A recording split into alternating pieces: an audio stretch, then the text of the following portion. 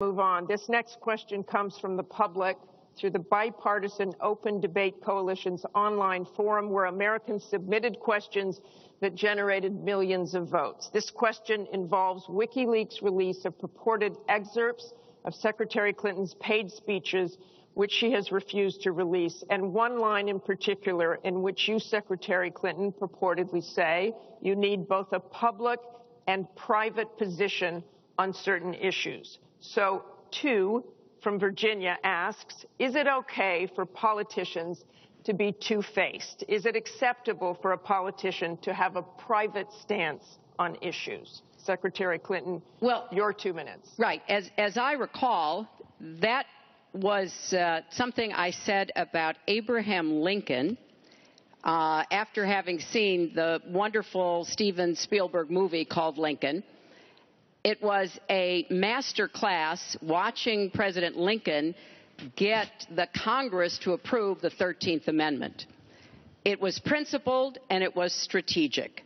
And I was making the point that it is hard sometimes to get the Congress to do what you want to do, and you have to keep working at it. President Lincoln was trying to convince some people. He used some arguments. Convincing other people, he used other arguments. That was a great, I thought, a great display of presidential leadership.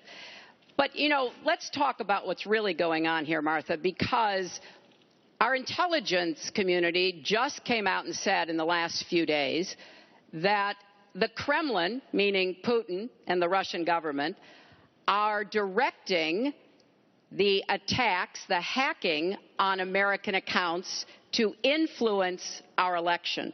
And WikiLeaks is part of that, as are other sites where the Russians hack information. We don't even know if it's accurate information, and then they put it out. We have never in the history of our country been in a situation where an adversary, a foreign power, is working so hard to influence the outcome of the election. And believe me, they're not doing it to get me elected. They're doing it to try to influence the election for Donald Trump. Now, maybe because he has praised Putin, maybe because he says he agrees with a lot of what Putin wants to do, maybe because he wants to do business in Moscow. I don't know the reasons. But we deserve answers. And we should demand that Donald release all of his tax returns so that people can see what are the entanglements and the financial relationships we're going to get to that later. That he has Secretary with Clinton, Russians and you're out other of time. foreign powers. Well, I think I should Mr. respond Trump. because it's so ridiculous. Look, now she's blaming, she got caught in a total lie. Her papers went out to all her friends at the banks, Goldman Sachs and everybody else, and she said things, WikiLeaks, that just came out. And she lied. Now she's blaming the lie on the late, great Abraham Lincoln. That's one that I haven't. Okay, honest day, I never lied. That's the good thing. That's the big difference between Abraham Lincoln and you. That's a big, big difference. We're talking about some difference. But as far as other elements of what she was saying, I don't know, Putin. I think it would be great if we got along with Russia because we could fight ISIS together, as an example. But I don't know Putin. But I notice anytime anything wrong happens, they like to say, the Russians. She doesn't know if it's the Russians doing the hacking. Maybe there is no hacking. But they always blame Russia. And the reason they blame Russia is because they think they're trying to tarnish me with Russia. I know nothing about Russia.